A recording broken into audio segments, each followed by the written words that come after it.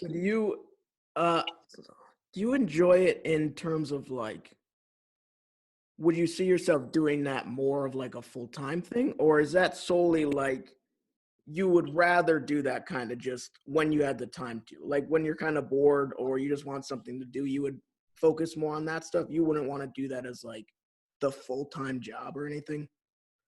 Uh, yeah, probably just like a side hobby. Um, yeah, in addition to a job. So what's your goal for like when you do end up finding the job or career that you're interested in pursuing? What would be your plan for like kind of balancing that work and the life balance? Do you have a plan for that, or do you know what you want out of the life or anything like that? If that makes sense. Yeah, no, it does make sense. I know that and I think everybody wants ideally a perfect like work life balance. Um, and I hope I can get that with whatever job I finally get. Um, because I don't want to just be, a workaholic and that's all I do. Um, yeah, so definitely finding that balance I think is important in a job. And that's definitely going to be like something during like job interviews when they come up, um, that I think I'm going to discuss. Like, how much of a commitment is this? Um, because you got to live too and do other things. Yeah, I the working's gonna be weird. I don't know. I don't have any idea what I want to do for a job at this point. Um, so that's gonna be an interesting transition when I move back to Rochester. But we'll see. Hopefully, I can continue doing this too. I would like to have that work-life balance as well, so that I would have the time to do like a podcast or like paint or whatever it might be. Yeah, right. Wait, so you majored in English, right? No, I was a biology major. Oh, right. You're a biology major. Yeah, and then I decided I didn't want to pursue biology my junior year because I was going to go to grad school for genetic counseling, and then I realized that I didn't really want to do that. So now it's been more like figuring shit out at this point. So it's been like Yeah. a year and a half of just kind of figuring stuff out, trying new things. I did sales for a few months. That was a job I just quit in January. Uh, Definitely not for me, I don't think. Yeah, yeah, you have to be a specific kind of person, I think, to be in Yeah. sales consistently and like love it. Yeah, Yeah. absolutely. So I wanted to talk mainly about your YouTube channel that you just started. So is there a name for the channel or is it just under Clare Johnson? It's just under Clare Johnson. Yeah. Okay. Maybe in the future I'll find a cooler name for it. But yeah, right now it's just my name. So what was like your inspiration towards creating the channel? Why'd you start now and not like earlier or like maybe even wait? What was kind of the lead up to it? Um, well, a few things, a few factors. I think one of them being, like I said before, having so much time in my life finally now to like start it. I think college was so hectic and like the summers I was really busy and I never really had time to like consistently, like every week or every few days, put up a video. So I never started it then. But um also I think I reached um a point in my life where so much has happened to me, and my experiences that I wanted to share. Doing Up with People, this amazing program for 6 months, which really like shaped me as a person, and then also having all these like health struggles over the past few years. Um, I know whenever I've had those struggles, I go to YouTube or like go to like look for a podcast of somebody that's like been through something similar, and like that's where I find comfort, is people who have gone through the same thing and they're still living their life okay.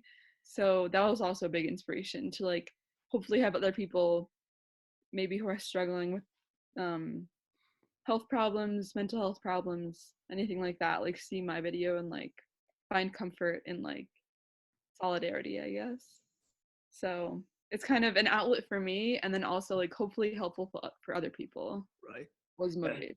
That's what I always think. I'm like, if I can just have one person view the YouTube channel or listen to a podcast and find like something beneficial in it, even if it's just one person, I think it's completely worth it to have done it. And I Yeah, think with your YouTube channel, it'd be the exact same thing. yeah, exactly. That's what I'm like hoping to get out of it. So, What's the focus of the channel is mainly on like mental and like all physical forms of health. yeah, that's like how it's starting. I'm not sure how it'll Yeah. like evolve. Maybe it'll evolve into like lifestyle and how that affects health and stuff. But yeah, as a start, I just wanted to put it all out on the table, like what I've been through, um, what it's been like for me, and have people like get to know my experiences that way. So, um, yeah. So what's kind of like I know it's people always call it like the elevator pitch, but that's more for like selling something. But what's like your elevator pitch for the past couple of years when like your symptoms started to show up and like up to this point? What's kind of been your process? Like going through them. Yeah. You don't have to obviously go in as much detail as your first video did, because I know that was It's like an hour. I didn't realize how long it would be. Um, yeah, I would say just over the years, noticing things keep um cropping up and trying to piece together the puzzle is like the hardest thing ever. And I think that's hard for a lot of people with like either like a mental illness that is chronic or like chronic illnesses. Like it's hard to piece together the puzzle and go down the rabbit hole of doctors and try to like see what's wrong. Um, yeah, that's been the hardest part is trying to piece it all together and like make sense of it. Um, but yeah, like college, I mean, I had a great time in college. It was amazing, but it was also like I had so many different things pop up that affected my life and um, continue to end up with people. And that's the reason why I ended up having to leave up with people a little earlier than everybody else because of my health struggles. So So what was like how did you I did watch the first two videos you put out. What you was got that. like yeah. But what was like because it's interesting content, obviously. It's not like you're lying to you're like being genuine to the camera and talking. That's why I think it actually is beneficial for you to talk for extended periods of time, the 45 to 50 minutes, because you're actually putting out genuine content that is important for people to hear. So like how did you make it through college with that added pressure and like some of the extra anxiety or stress that you had to deal with visiting doctors and like having the symptoms that you were having? What was like the process you went through with all that? Yeah, well, my first semester where my problems were really prevalent was I mentioned in my video, my second semester of my sophomore year when I went to go study abroad in England. And that's kind of where I like this all kind of started. I got insanely sick, um, and it affected my eyes. And I ended up withdrawing for that semester and coming home. And that was just the start of like going down a rabbit hole of doctors and trying to find out what's wrong. Um, and I eventually did. And um, like that whole process, like coming home in like March and until the start of junior year, was like a healing process of like physical healing of my eyes and trying to figure out what happened, and then also like mental healing because it's like it's such a traumatic thing to have happen to you, um, that like I just needed to process it. So having that summer right after it started to process it was really good. And I'd say I never had persistent like health problems in college. It was like up and down. It was like roller coaster. Um, and then I would have like crazy nausea for like like a few months, and then crazy anxiety attacks for a few months. So it was very up and down, um, and having to like balance that with um, school and HBC.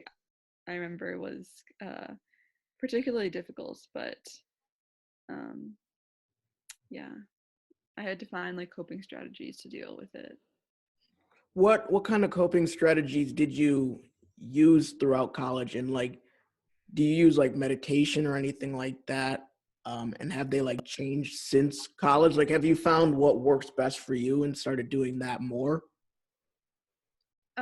I think definitely trying to eat healthier. I know there, all sorts of diets out there, but I'm trying my best to eliminate like sugars and like gluten and things that could be toxins in your body, can make things worse. Meditation I've tried, yoga I've tried, and they do help. They do help your mind and your body, I think. But yeah, it's like an ongoing, um, I think, search for trying to figure out what works for me. And that's also what I'm trying to do with this time off, is trying to figure out what works for me. And yeah, so it's been an ongoing search.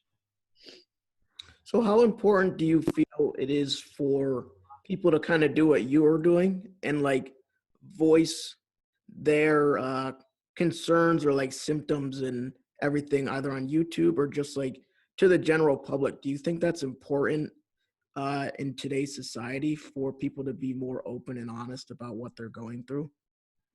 Yeah, I definitely think it is. There's so many people out there in the world living with chronic illnesses or invisible illnesses and can be struggling really hard every day and look fine on the outside. Um, and that's a big problem because that's also another reason why doctors fail to believe patients and don't think that their symptoms are real, um, and that they're just psychosomatic. That's like extremely frustrating.